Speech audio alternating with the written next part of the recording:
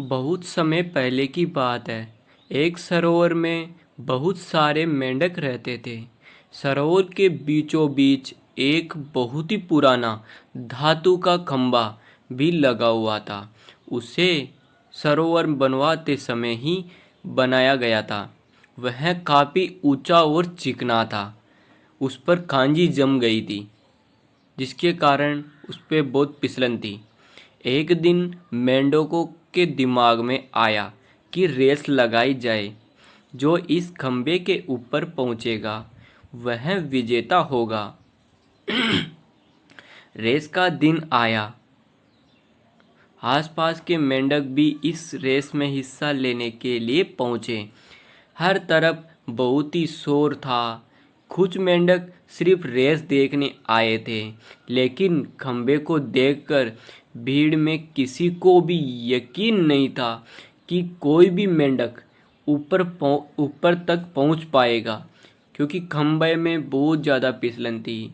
उस पर कई दिन लगे रहने के कारण खांजी जम गई थी। इसके कारण जो भी मेंढक चढ़ता वो फिसल के नीचे गिर जाता।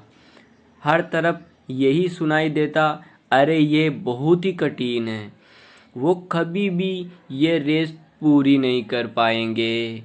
सफलता का तो कोई सवाल ही नहीं है। इतने चिकने खंबे पर चढ़ा चढ़ा ही नहीं जा सकता। यही हो भी रहा था। जो भी मेंढक कोशिश करता, थोड़ा ऊपर जाते ही नीचे गिर जाता।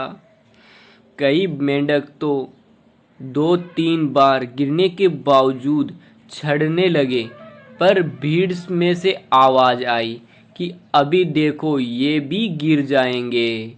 ये सुनकर उत्साहित मेंढक भी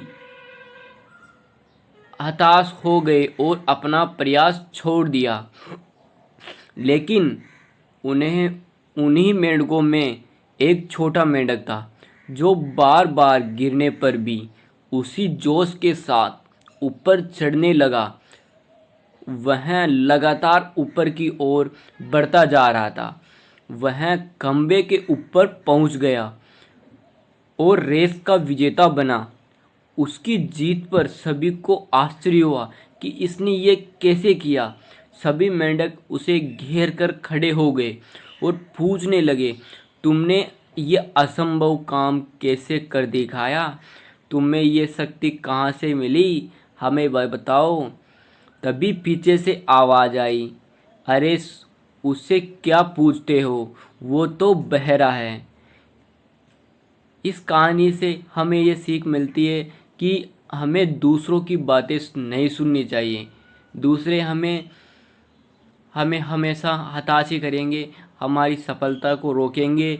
इसी के कारण हम अपने जीवन में सफल नहीं हो पाते हैं। अतः दूसरे की भटकाने वाली बातें न सुने और अपना